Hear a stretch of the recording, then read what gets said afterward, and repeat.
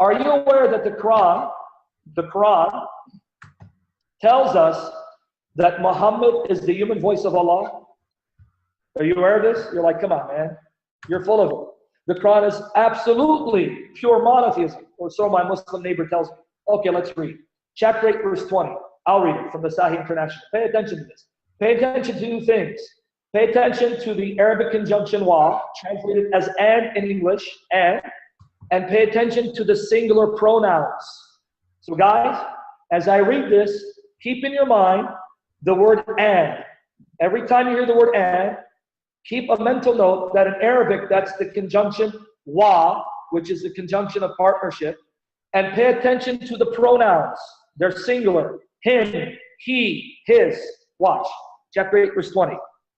O you who believe, obey Allah and His Messenger, and do not turn from Him, anhu, while you hear. Turn from who?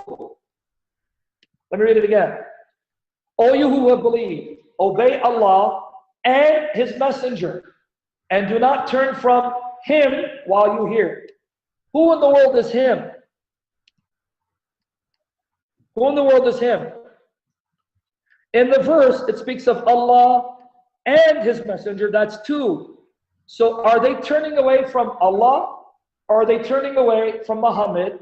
Or does this text imply that to turn away from Muhammad is to turn away from Allah, because basically they're one and the same? You understand the point? Yeah. Why didn't it say, do not turn away from them? Why Him?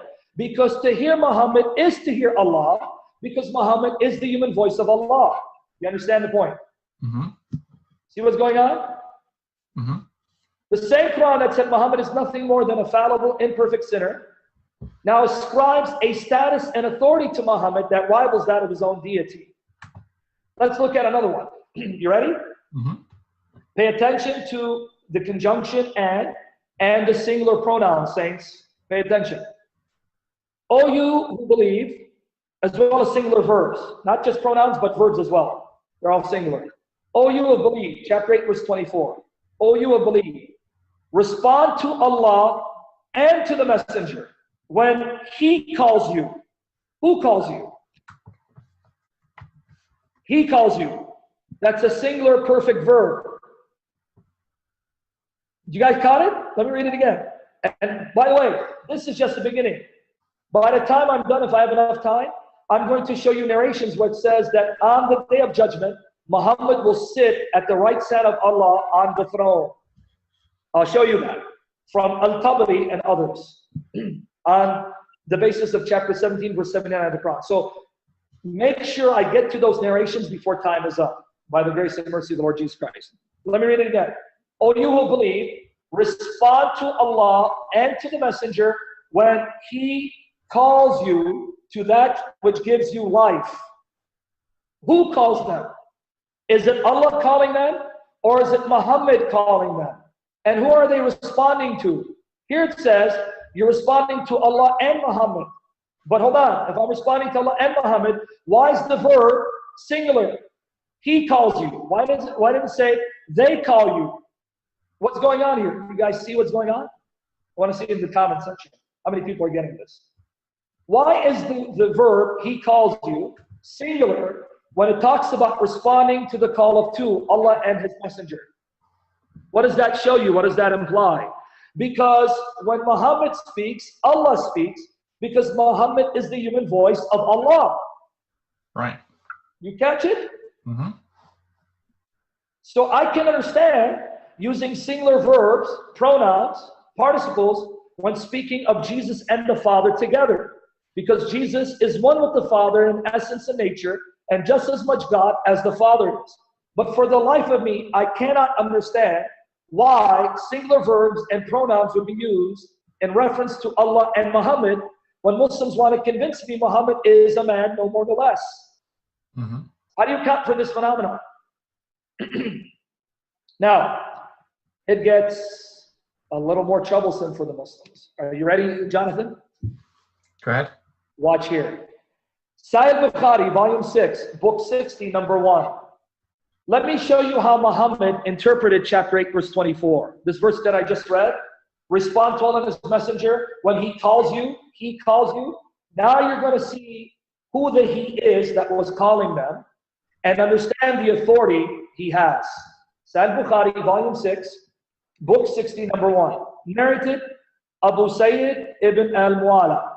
While I was praying in the mosque, guys, notice, while I was praying in the mosque, an act of worship, Allah's apostle called me, but I did not respond to him. Let me stop there.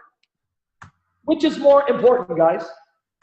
To worship God or to interrupt your communion with God to heed the call of someone in the church?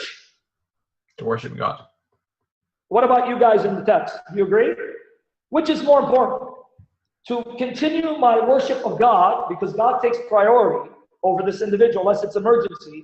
He drops dead of a heart attack, that's a different story. Because God is about preserving life. Interrupt my communion with God to heed the call of this man, or continue my communion with God and make him wait.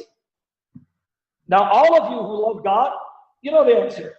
He can wait because he doesn't take priority over my worship of God. Okay, well, watch here. Let me read to you what Muhammad said. The man did not respond to him. Later I said, "Oh Allah's apostle, I was praying." Notice Muhammad's response, guys. He said, "Didn't Allah say, give your response to Allah and to His apostle when He calls you?" You guys catch it? He said, "Don't you know your Quran? Didn't the Quran tell you that you respond to me immediately when I call you? That means responding to me is even more important than your prayer to Allah." Wow. And I thought Muhammad was just a man. And Islam has no middleman, no mediator. Let that sink in for a minute. Did you understand what Muhammad did? Do you understand what Muhammad did?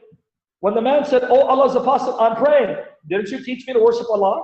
You're the one who said we need to worship Allah." So I was praying. He goes, "Well, didn't you read that it says, oh you who believe, respond to the call of Allah and His Messenger when He calls you?" Don't you understand what that means? That means I take priority over even your act of worship. When I call you, stop your prayer, run to me.